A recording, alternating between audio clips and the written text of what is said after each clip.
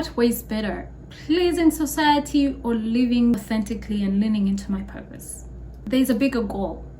I have a bigger goal that I cannot trade for what people are gonna think or what they're gonna say.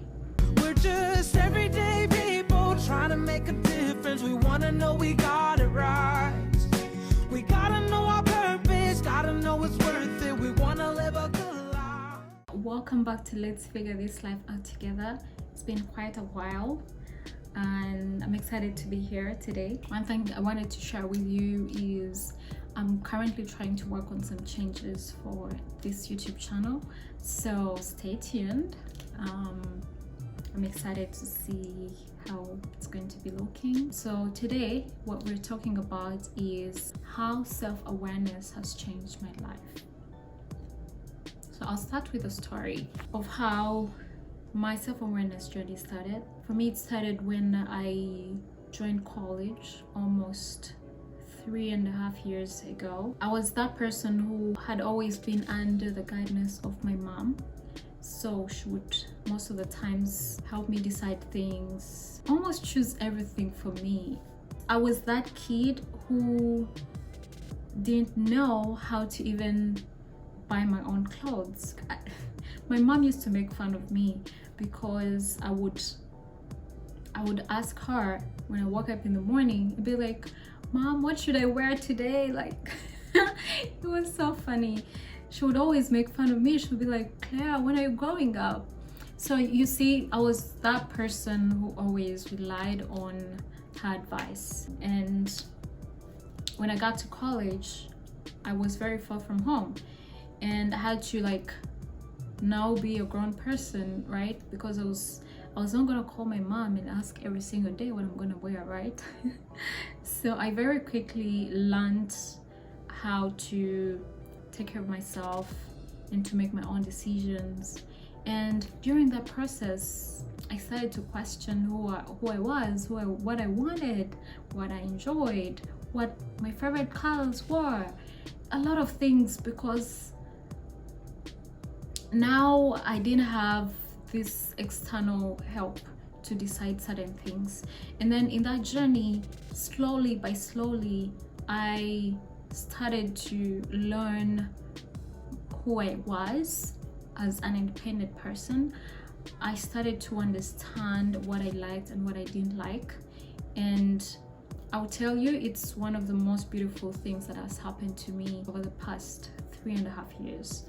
So I wanted to share exactly what has changed. Number one is I have been leaning more into my strengths. So I have taken the Clifton Strengths Assessment, and my top 5 strengths are deliberative, relator, in visualization, intellection, and developer. Maybe I'll have a video one day to explain what all this means, but understanding this about myself has helped me make decisions like, what do I want to do?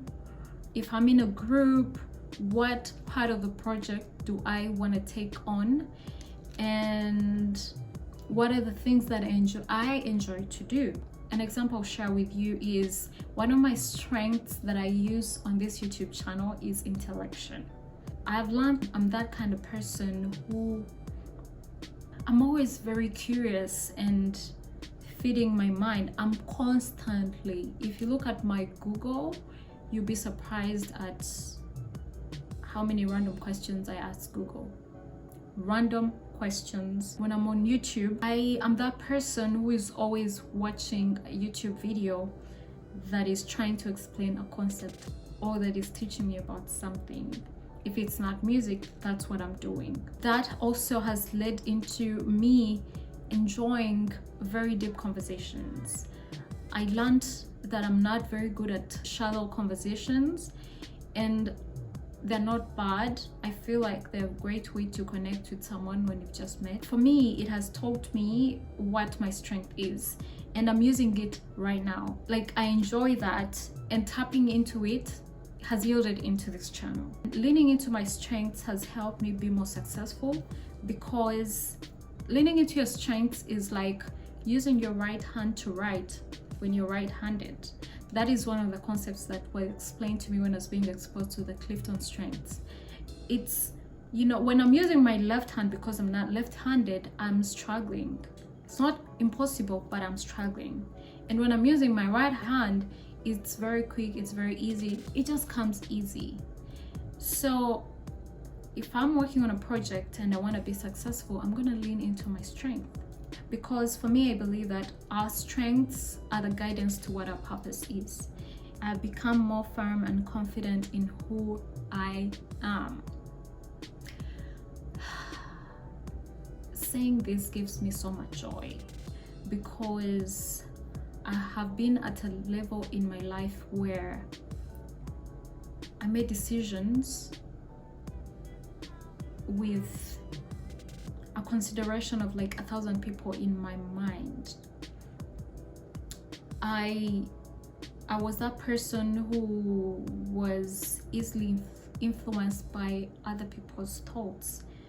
I was that person who actually took my strengths to be weaknesses. Like, I knew all these things about me, but I always felt like, maybe the intellectual part, I always felt like that kid who will go on and on and on and on and on about a topic, and sometimes I would feel like people think I'm obsessed with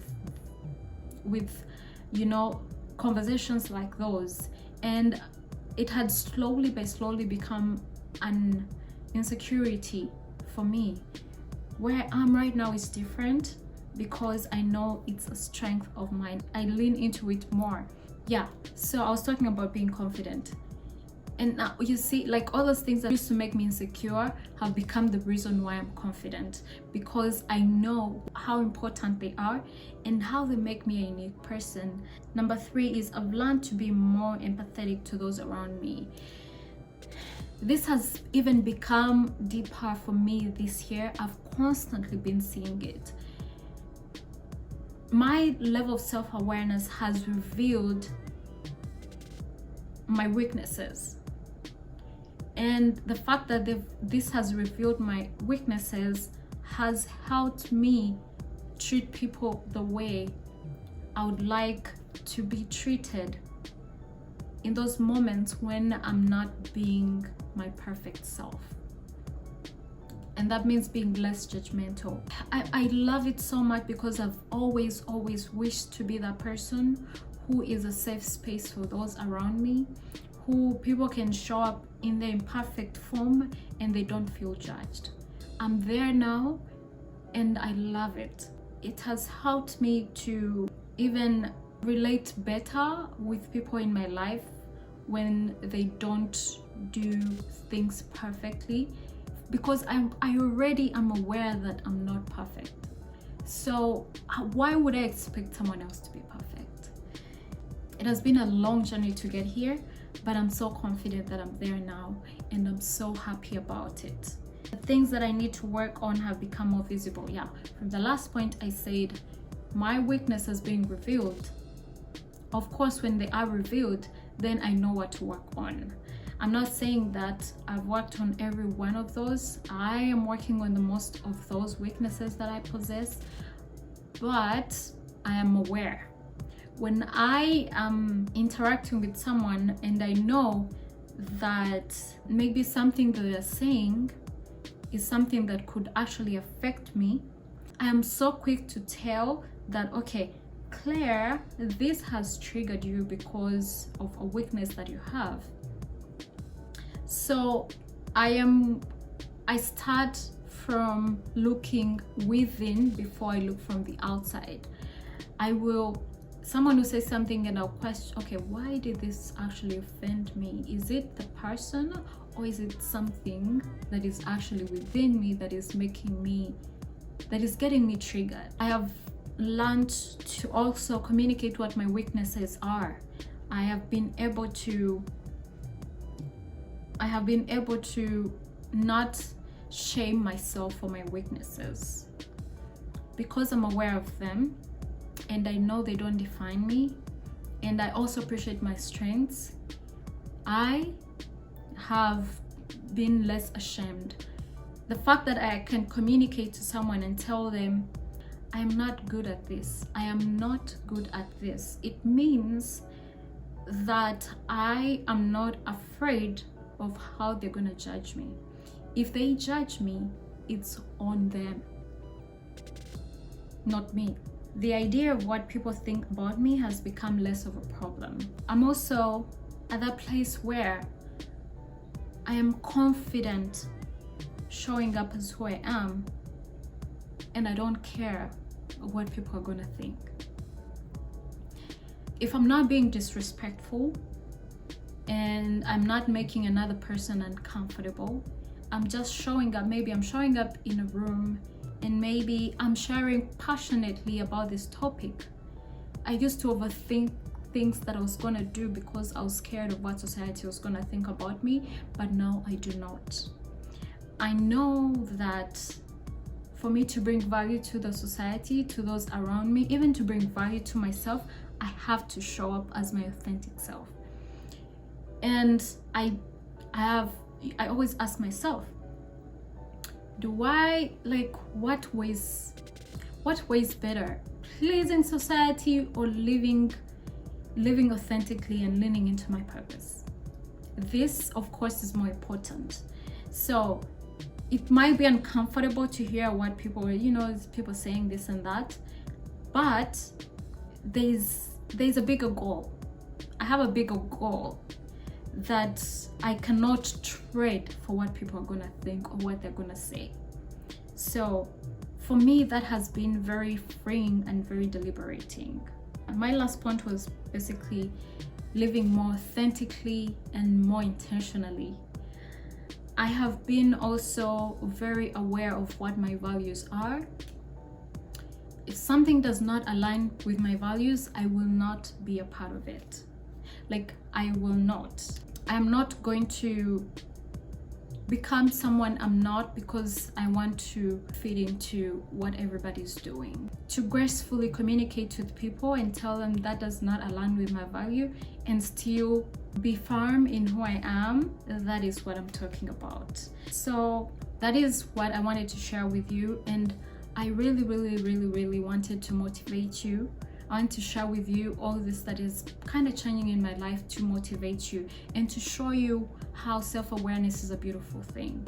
It's a beautiful thing, and I would wish that on every one of you. Please share with me how self-awareness has improved your life, how it has made you a better person. If you have any questions, please reach out and ask those questions. I'm willing to answer those. The reason why I share this journey with you is because the things I'm telling you right now, I wished I had heard them earlier. Now I'm gonna be that big sister, or maybe I'm not a big sister, but I think maybe I am. So thank you so much. I will see you next time. Bye.